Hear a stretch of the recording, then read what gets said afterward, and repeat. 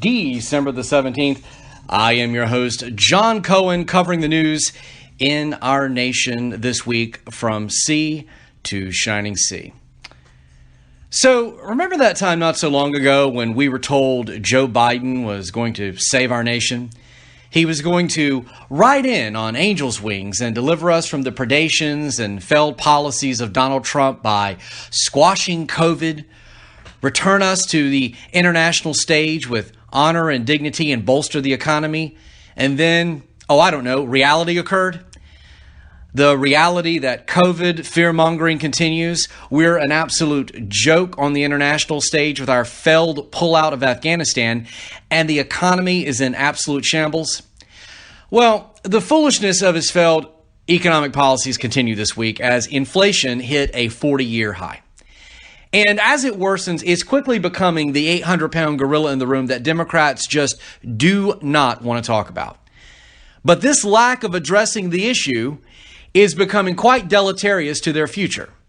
How deleterious, you ask? Well, the latest poll numbers for next year's midterms came out, and they show Republicans up by 10 points in current polls, i.e. the Democrats are just going to get shellacked.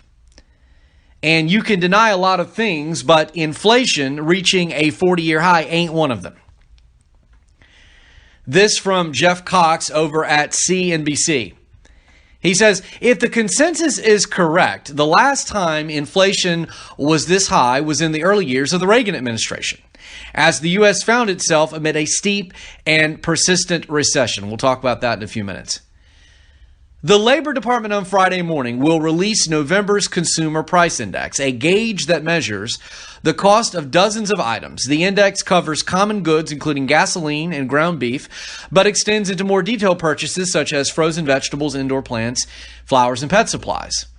Wall Street expects the Consumer Price Index to reflect a 0.7% gain for the month, which would translate into a 6.7% increase from a year ago, according to Dow Jones estimates.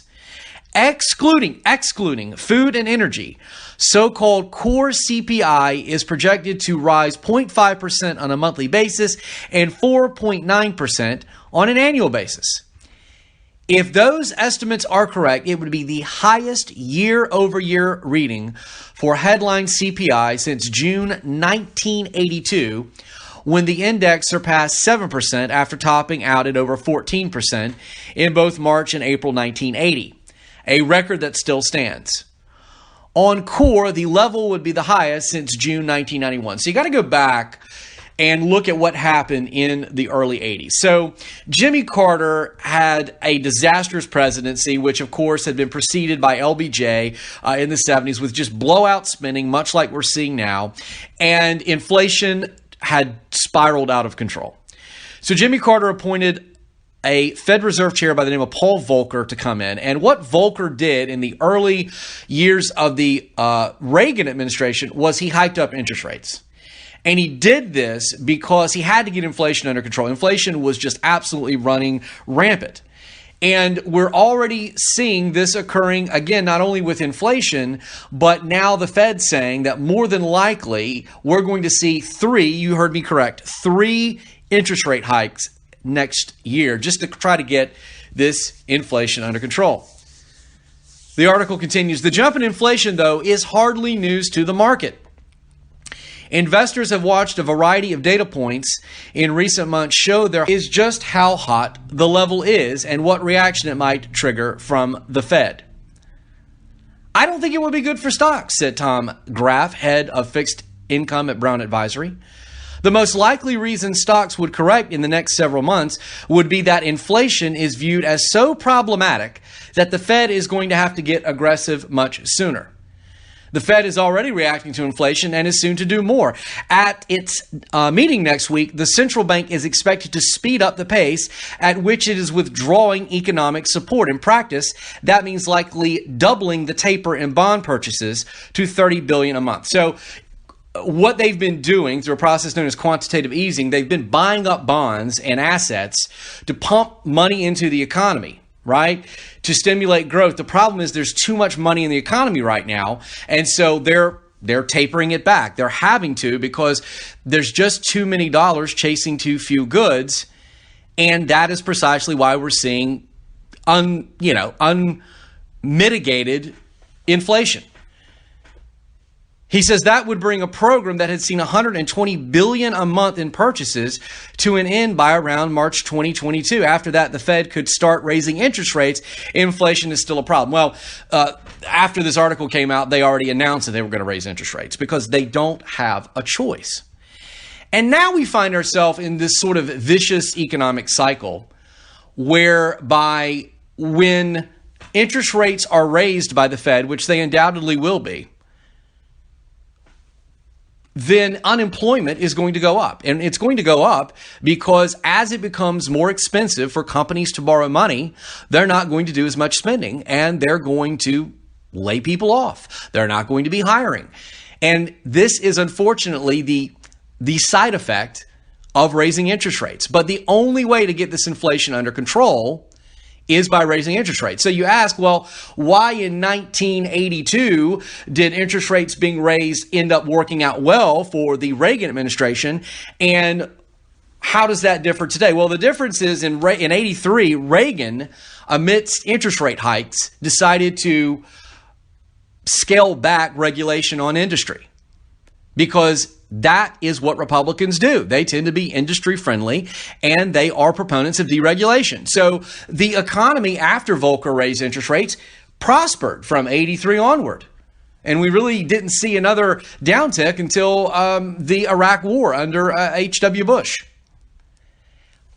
Unfortunately, the difference now is you've got Joe Biden in office. And Captain Cream of Wheat is not going to be able to have the same positive economic effects after raising interest rates that Reagan had because he's not going to deregulate industry. He's going to continue to regulate and buckle down on companies and not make it such that economic growth will be stimulated by his top-down governmental plans and policies. And I will tell you that if the Fed hikes interest rates 3 times next year, which they're going to do because they don't have a choice with this inflation, the Democrats can unequivocally kiss the midterms goodbye. And they probably will kiss 2024 goodbye as well. Because Americans, more than anything, do not want to see their wallet impacted at this level.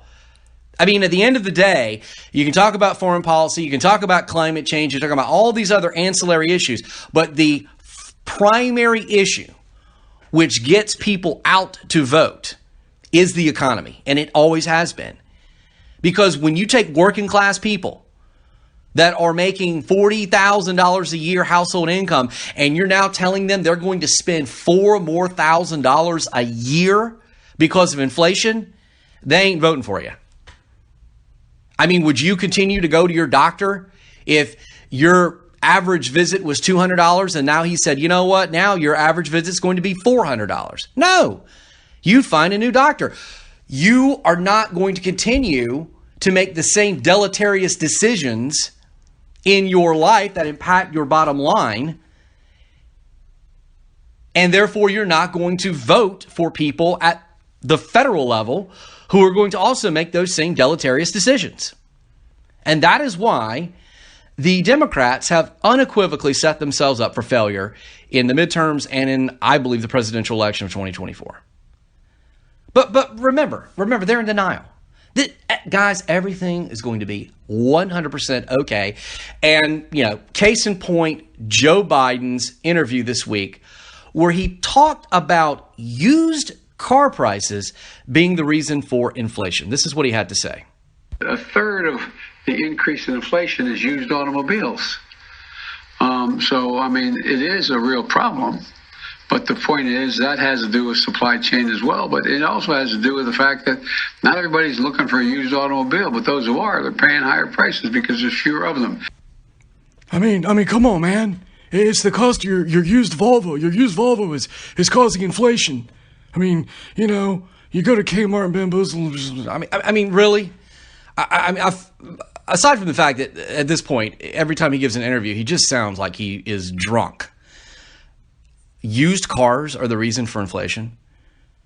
But that will continue to be the message until they can pin it on someone else like, oh, I don't know, the Fed raising interest rates, because they can't accept responsibility for their actions. They can't accept the fact that they were given an opportunity at the beginning of this administration to just prance into economic growth land and absolutely blew it.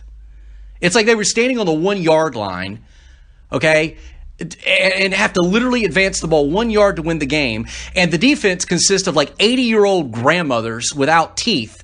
And instead of running the ball, they throw up a pass and it's incomplete and they lose the game because they just make stupid decisions.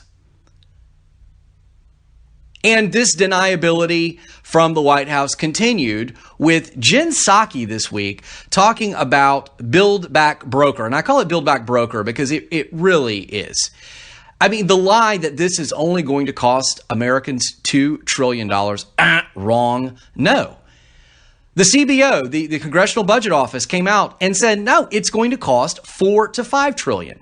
Why? Because they are projecting how long these government programs are actually going to exist. See, this is the great lie in Washington. The great lie is that we're going to start a government program, guys, and it's only going to last like a year or two, and then we're going to close it. No. Government programs, in case you haven't been alive for the last, 70 years, tend to stick around for a while. They stick around because government doesn't like to end programs that it has spent a lot of money and a lot of legislation getting started to begin with. So the CBO looked at Build Back Better and they said, yeah, when we project what these programs are really going to cost over the next decade, because that's probably how long most of them are going to stick around, you're actually looking at like $4 to $5 trillion. Yeah, and that's why guys like Joe Manchin ate on board with this crap. That's why Joe Manchin continues to be the roadblock in Joe Biden's path toward passing Build Back Broker, because Joe Manchin is from probably the reddest state in the country. I mean, Donald Trump won West Virginia by, like umpteen thousand points in the last election. And West Virginians are economically taking a inflationary hit as bad as anyone. And so now you're trying to convince these people who are already living in many parts of West Virginia in poverty, below the poverty level, you're going to convince them that we need to spend $5 more trillion. Yeah. And that's why Joe Manchin ain't voting for it. But remember, the White House, again, complete deniability about all of this, because according to Jen Psaki, the CBO doesn't know what it's talking about. CBO score that is not based on the actual bill that anybody is voting on. This was a request by Senator Graham to score a bill that is not currently being debated. And the president has conveyed very clearly, multiple times publicly, that he would like programs, if they're extended, to be paid for. That remains his commitment. But it's important to understand that when anybody raises a question about this new CBO score, it is a fake score about a bill that doesn't exist. Oh, but it's fake. See, it's about a bill that doesn't exist. Remember that time when Donald Trump used to talk about things being fake from the podium at White House press conferences, and he just got absolutely ripped for it? Yeah, I'm feeling that the same thing is happening again. Because you know why they're calling it fake? Because the bluff has been called. Their BS is exposed, and they just don't want to admit that $4 to $5 trillion is what this thing is going to cost. But part of the problem of these inflationary numbers is that they are still being driven, large in part, by COVID fear-mongering, because the left just can't let it go. But some Democrats, are reading the tea leaves and realize holding on to these asinine policies are just going to get them ousted in the next election. And one such person is Jared Polis. So this week, Jared Polis, the Democratic governor of Colorado, made the brazen move of declaring COVID, quote unquote, over. Now, I use the word brazen because for a Democrat governor in a blue state to effectively say that we are moving on from COVID because we have done all we can do, or because people who aren't vaccinated are on their own. This is just anathema, according to the left. The one thing that has consistently driven the narrative of COVID from the left since the early days of the pandemic has been, do what we tell you to do and you will live. Defy the narrative, go against our mandate, and you shall be cast out into the outer darkness where there is weeping and wailing and gnashing of teeth. Jessica Chasmore over at Fox News reporting, Colorado Governor Jared Polis, a Democrat, declared in a new interview that the COVID-19 emergency is over and that he won't be implementing another statewide mask mandate in response to the spread of the Omicron variant, explaining that if people aren't vaccinated at this point, it's their quote-unquote own darn fault if they get sick. Oh, yeah. Quote, everybody had more than enough opportunity to get vaccinated, Polis told Colorado Public Radio on Friday. Quote, hopefully it's been at your pharmacy, your grocery store, a bus near you, or at big events. At this point, if you haven't been vaccinated, it's really your own darn fault. He went on to say, those who get sick, it's almost entirely their own darn fault. I don't want to say that nobody will get the virus if they're vaccinated, but it's very rare. Just to put it in perspective, of the about 1,400 people hospitalized, less than 200 or 16% are vaccinated. And many of them are older or have other conditions.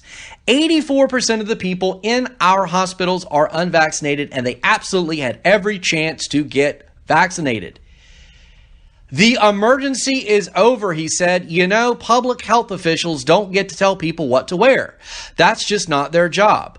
Public health officials would say to always wear a mask because it decreases flu and decreases other airborne illnesses. But that's not something that you require. You don't tell people what to wear. You don't tell people to wear a jacket when they go out in winter and force them to wear it. If they get frostbite, it's their own darn fault. End of quote. Okay, so wow. Good for Jared. And you can imagine the headlines this week after he dared say such terrible, cruel, insensitive things that, by the way, happen to be 100% true. I have been saying for months now, really since the vaccines came out, you should get a vaccine, but if you don't, that's on you. The problem with this philosophy is that it's verboten for a Democrat to say such a thing because it essentially negates top-down control over people's lives. It gives them choice, and they just don't want that. Do you really think that the reason so many people are not getting the vaccine is simply because they have serious concerns over the health risks of it, or is it because they just don't like government telling them what to do? While many people do have concerns about the health risks, my mother, in fact, was one of them, a lot also don't like this authoritarianism being promulgated by the left. People don't want this government control, and pushback against crappy COVID policies are now forcing fear-mongering Democratic institutions to abandon their policies because the policies don't work. And this was made evident this week by the Los Angeles Unified School District. So as you might recall, the LAUSD had originally said that everyone 12 and up had to be vaccinated by January the 10th of next year or they couldn't come to school. But ABC7 in Los Angeles reported this week, the Los Angeles Unified School District Board of Education agreed Tuesday to delay enforcement of its COVID-19 vaccine mandate for students until fall of 2022. Preventing more than 30,000 students from being forced into online independent study. 30,000. And that's why they abandoned it, because it would have been a disaster. Look, kids are not dying from COVID, but it doesn't matter because it's all about the control. You do what we say, or else is pushed back. You do what we say or else. And then the or else is pushed back by parents. And they hate it. The pushback just boiled their blood. ABC7 reporting further. School board member Jackie Goldberg added, quote, "Those opposed to COVID-19 vaccinations cannot claim victory. I want to tell those of you who come and think you pushed us back, no, you didn't. The mandate remains." Okay, and you know what? My dad still owes a library fine from 1967. What are you going to do? Come and arrest him? Are you really going to tell 30,000 kids in fall of next year that they can't come to school? No, you're not. You know, they can hate the pushback, but the pushback is becoming more and more pervasive, which is the reason for the more moderate rhetoric from Democratic governors, like we heard from Jared Polis, and other politicians. And it's undoubtedly driven by the fact that what they see on the horizon is that Americans are just against COVID restrictions. This crap is hugely unpopular, even in blue states. And they're coming out of the woodwork to now say, well, you know, maybe we shouldn't keep perpetuating COVID. We understand that people are tired of wearing masks. They're ready to get on with their lives because they're afraid of not getting reelected. Remember, a politician more than anything wants to cling on to his or her power. But the hierarchy, right? The high priesthood of the left just have to keep this thing going. And now, of course, it's Omicron. It doesn't matter that it's less infectious. It doesn't matter that only one person in the UK has died from it. It doesn't matter that we have vaccines and now a pill from Pfizer that essentially prevents death altogether. They want it to continue in perpetuity. So this week, the all-knowing Rochelle Walensky of the CDC went on the Today Show, and she was asked about the new Pfizer pill, and this is what she had to say about the Pfizer pill. About the Pfizer company having a pill now that if you take it within the first 3 days, like it may actually make a difference. How do you think that is going to factor into what we're facing now? So another great tool in our toolbox, right? But the first thing I want to say is the best way to protect yourself against COVID is to not get it in the first place. Yeah. And that is to get vaccinated and boosted. Okay, so I'm really confused because when asked about the Pfizer pill, her response was the best way to not get COVID is not to get it in the first place. Well, correct me if I'm wrong, but I thought that even if you're vaccinated and boosted, you can still get COVID. But apparently now, if you get vaccinated, then you're never going to get COVID. And herein lies the problem. Okay, it's not about whether you've had one shot, 2 shots, a booster, 47 shots. If you're not doing what they tell you to do, then you're doomed. Wear a mask even if you've been vaccinated and boosted because the gods demand it. If you do what you're told, if you adhere to the doctrines handed down by your moral and spiritual betters, then you will enter the kingdom of life. But if you defy us, if you're one of the others who dares to speak heresy against our policies, then you will be cast out. And the policy is simple. Do what you're told. Wear a mask until apparently the 22nd century, and there is no choice in vaccination. Look, I know I'm making light of this by bringing in the religious iconography and talk, but look, vaccines are hugely important. I have been a huge proponent of vaccines since the very beginning. I'm vaccinated. I have convinced family members who were recently not vaccinated to get vaccinated, but at this point, this just goes beyond science and preventative medicine. We were told from the early days of epidemiology that vaccines are a preventative measure to a disease, not a cure-all. And once you're vaccinated, that's it. That's about all you can do. At that point, you get out, you live your life, because living in fear, shutting yourself off, and never leaving your house like some kind of agoraphobic miser or hermit is insane. But the left just loves it. And I swear, I believe some of these folks just masturbate to the sound of their own voice. I have a question. Before the pandemic, did anyone really know who Anthony Fauci or Rochelle Walensky or Francis Collins was? I mean, really. I didn't. I kind of heard of Anthony Fauci, But who the hell knew who Rochelle Walensky and Francis Collins were? And now every waking moment on television is spent with one of these scientific buffoons dictating to the masses the latest confusion about vaccinations and the umpteen different variants that we have. And I swear, between Anthony Fauci and Rochelle Walensky vacillating every 2.5 seconds on COVID policy, it's mind-draining. But don't forget, we need to hear these guys talk to us every day. You know, it's like that. It's like that scene from, that scene from the Lucas, I can't remember, THX 1138 or whatever it is, where they have to go and they have to confess their sins to the state every day, and they have to hear the voice of the state telling them everything will be okay. I mean, we have to listen to them every day. And now apparently we have Francis Collins doing song and dance routines. Past the pandemic, when we're free, there's a life I remember, full of activity. Somewhere past the pandemic, masks will come off. No more need for a nose swab every time we cough. Oh, okay. The thing goes on for like another 30 seconds, but I thought I would spare you. They just love it. They love the celebrity.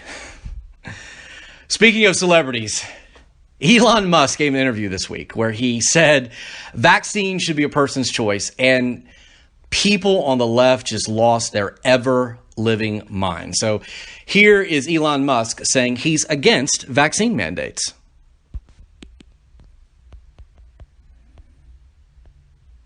Equivocal. Yeah, treat it to that effect. But by the same token, I am against forcing people to be vaccinated. You know, I think this is just not something we should do in America. I think we should encourage people to be vaccinated, strongly try to convince them to be vaccinated, right, but not force them to be vaccinated, or for example, force them to get vaccinated or get fired.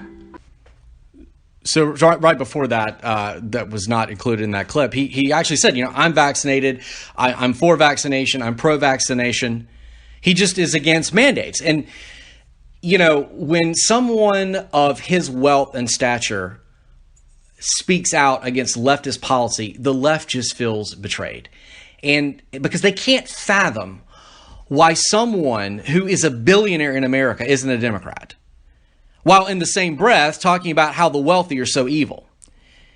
And this was evident over at CNN in an article by Cara Alamo this week. Now, a little background on Cara Alamo: she happened to be the spokeswoman for international affairs over at Treasury during the Obama administration. I know you're shocked that someone who worked in the Obama administration is now writing for CNN. So she wrote an article this week about Elon Musk being named Time's, Person of the Year. And this is what she writes.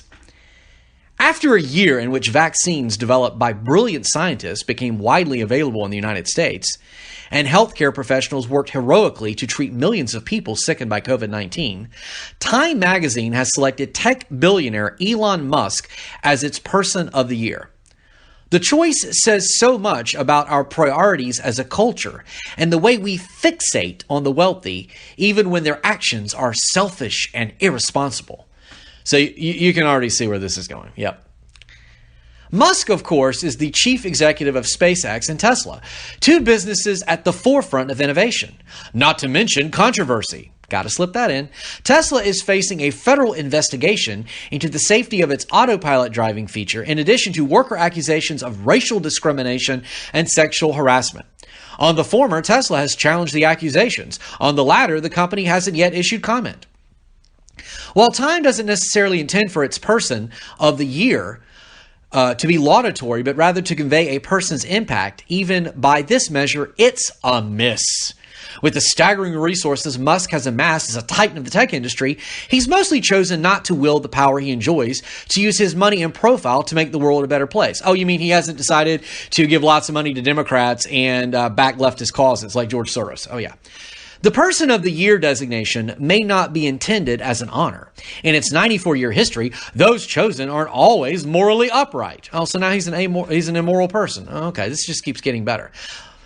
Time's announcement of Musk as its pick for the title began by describing him as, quote, unquote, the richest man in the world. In this sense, the selection is fitting since Americans so worship wealth. Marxist philosophy now being inserted into this article. But it's unfortunate that Time has chosen to recognize someone who is so cavalier with his money and whose charitable giving doesn't begin to match the scale of his resources. As the New York Times explained, quote, before this year, one estimate put his giving at $100 million, a lot by almost any standard, except for multi-billionaires like Mr. Musk, end of quote. Okay, so I have a question for both Kara Alamo and the New York Times. Where's there a rule that says if you're worth X amount of dollars, you've got to give X amount of dollars to charity? I mean, don't get me wrong. I am all for charity. I've even said that people that have large sums of money could do even more in some cases, right? But there's no rule anywhere that says you've got to give X percentage of your wealth to charity. But it's not about that. He could have not given a damn dime to charity if he was a leftist. But because he's not, then $100 million just isn't enough. It's also abundantly clear that Musk is not a man in need of further attention. The entrepreneur apparently thinks he's so interesting that, as Time pointed out, he's been known to tweet to alert people when he's going to the bathroom. While it's easy to see why he's become so self-absorbed, and the prospects of a future with self-driving cars and tourist flights to outer space are certainly fascinating, we as a culture should be fixating on a man whose individual choices are not worthy of recognition. Imagine the very different message that would be sent if Time had instead focused on the scientists and healthcare workers who have selflessly thrown themselves at the service of others during a devastating year for humanity. You mean, you wanted Anthony Fauci to be Time's Person of the Year? The same Anthony Fauci who knew about gain of function research at the Wuhan Institute? Oh, yeah. They decided not to vote for that guy. They actually decided to vote for a guy who is bettering the planet and not just going on TV issuing propaganda for the Biden administration. But again, because he's not in line with their ideology, he is evil. We can all be interested in futuristic advances without venerating boy men like Musk, whose personal behavior is anything but exemplary. While his business ventures are certainly worthy of discussion, there's no need to create a personality cult around a man whose personal choices aren't a worthy model for others. Okay, but we can form personality cults around people like AOC because she's radically changing the world by wearing eat the rich dresses to $1,000 a plate dinners at the Met. Yeah. So I have a question. Did you feel the hostility from Kara Alamo? Did you? I mean, if Elon Musk was a Biden sycophant who advocated for us to never leave our houses again and get COVID vaccinations until they were pouring out of our ears in the year 2073, then I'm sure this article would be replete with accolades about how charitable of a person he is and how his contributions to the future of humanity are insurmountable. But instead we get this hit piece. And I have another question. If we wait until there's never bad in the world to explore, then when are we going to explore? Last time I checked, when Neil Armstrong and Buzz Aldrin walked on the moon in 1969, there was this thing going on called the Vietnam War. So were we supposed to wait until 1975 to walk on the moon? And then what? You see, this isn't about Elon Musk's greed or self-absorption. This is about the fact that he doesn't drink the left's Kool-Aid and they hate him for it. And it's not just Elon Musk. They hate anyone who is attached to the Republican Party in any way or remotely espouses conservative ideas and demonizes them as racist and homophobes and insurrectionists because things like January the 6th continue to be the major talking point for the left against Republicans. So much like COVID, January the 6th is a narrative that the left is absolutely fixated with. So much so that Joe Biden announced this week that he will commemorate January the 6th. Okay, commemorate? Listen, January the 6th was horrific. It was. It was a terrible message that was sent out to not only our populace, but to the entire world.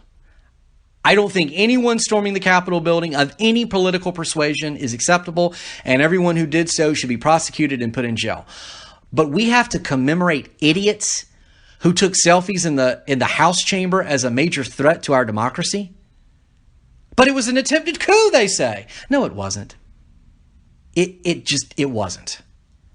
A coup requires the intervention of the military, and I didn't see any military involvement on January the 6th. What I did see was a failed actor who thought he was Eric the Red wearing a Viking helmet and anti-Semitic morons wearing Camp Auschwitz t-shirts walking around trying to stop a certification that took place a few hours later and was certified by, wait for it, Republicans. In fact, nearly every conservative out there has said January the 6th was abhorrent, except for maybe some alt-right, fringe crazies who no one takes seriously or listens to anyway. But this isn't good enough because the narrative from the beginning has been, if you voted for Trump, you're responsible for January the 6th. It's your fault. This week, Mark Meadows' text messages were uncovered by the January the 6th Commission, and you could already see the elation, the salivation from the left. When they heard the news, they said, oh, now we get to read the sinister messages that were sent during the January the 6th riots and uncover the plot to overthrow the government from these evil conservatives. And this is what came out instead. Records, multiple Fox News hosts knew the president needed to act immediately. They texted Mr. Meadows, and he has turned over those texts. Quote, Mark, the president needs to tell people in the Capitol to go home. This is hurting all of us. He is destroying his legacy, Laura Ingraham wrote. Please get him on TV. Destroying everything you have accomplished, Brian Kilmeade texted. Quote, can he make a statement? Ask people to leave the Capitol, Sean Hannity urged. As the violence continued, one of the president's sons texted Mr. Meadows, quote, he's got to condemn this shit ASAP. The Capitol Police tweet is not enough, Donald Trump Jr. texted. That, of course, was Congresswoman Liz Cheney of Wyoming reading the texts of Laura Ingraham and Brian Kilmeade, Sean Hannity, Donald Trump Jr. And funny that none of them seemed to support what was going on. I mean, we've been told from the very beginning that Fox News and conservatives and Republicans were all in league with the president and other members of Congress to overthrow the government on January 6th. I mean, correct me if I'm wrong, but I'm pretty sure they were actually admonishing the administration for what was happening and begging Meadows to tell the president to speak out about this. But of course, the left is having they're having a wet dream, saying, look, they knew it was bad. Here's Don Lemon spewing his idiocy about January 6th. Texts. Please. Oh, boy. You can't write this stuff. Laura Ingraham, Brian Kilmeade, Sean Hannity, Laura Ingraham, Brian Kilmeade, Sean... That's the whole primetime lineup right there. They knew exactly what they were seeing with their own eyes. And they know now. They don't say they know. They pretended something else, but they knew. They're lying. There's no other way to say it. They're just flat out lying. They're lying. Oh, they're just lying. I mean, yes, coming from Don Lemon, the master of truth, right? The warrior against prevarication. Give me a break. I wonder what Don Lemon is going to do now that he lost his bosom buddy, Chris Cuomo. I mean, the guy, Chris Cuomo, who, unlike Laura Ingraham, Sean Hannity, Donald Trump Jr., who actually saw something was bad and spoke out about it, but instead looked at his brother's behavior as governor and covered it up? Yeah. Chris Cuomo's firing got about, 5 seconds of coverage over at CNN, but the Fox News anchor's texting Mark Meadows, that'll be a headline until the end of the year. And I have a question. I know I'm full of questions today, but another question. If all the conservatives were complicit in the January 6th quote-unquote insurrection and secretly supported it, then why was the president's own son castigating the administration for it? The Democratic playbook here just doesn't make any sense to me, because if reading these texts was supposed to somehow portray conservatives as Confederates of the president, then it's precisely showing the opposite. Democrats have decided that this is going to be their major campaign narrative going into 2022. And honestly, I hope they run with it, because they're in for a world of hurt. Don't vote for Republicans because they're all responsible for the January 6th insurrection. That is just weak tea. And if that's what they're going with, then they have nothing. The economy's a wreck. Foreign policy is an embarrassment. COVID is an authoritarian cudgel, which they continue to use. And like the Carter administration in '80, they are just going to feel the hurt at the polls. And remember, folks, we're only 1 year into this administration. Joe Biden, who I swear is just losing his mental faculties at this point, is never going to be able to run for a second term, regardless of what he says. He barely speaks coherent English at this point, and you can imagine him in a debate with someone like Ron DeSantis. I mean, he would get killed. It would be beyond embarrassing. I mean, you've got Kamala Harris, who's about as popular as a pig roast in Crown Heights. And if you look down the line, who else have you got? Pete Buttigieg, the 2-month paternity leave Secretary of Transportation. It is a weak bench, and they are running scared. All Republicans have to do at this point is keep red states running strong and let blue states and blue cities continue to fall into dystopic hellholes, like San Francisco, which is why London Breed gave the interview this week where she talked about how the lawlessness and the BS has to end. Yeah, this is the queen of defunding the police, and now she wants the police back. Shocker, right? But as long as blue cities continue to plunge into lawlessness and chaos and become just crappy places to live, then the Republicans will be fine, not only in 2022, but in 2024 as well. Well, that's all we have this week. We will see you again next week with all the news from sea to shining sea.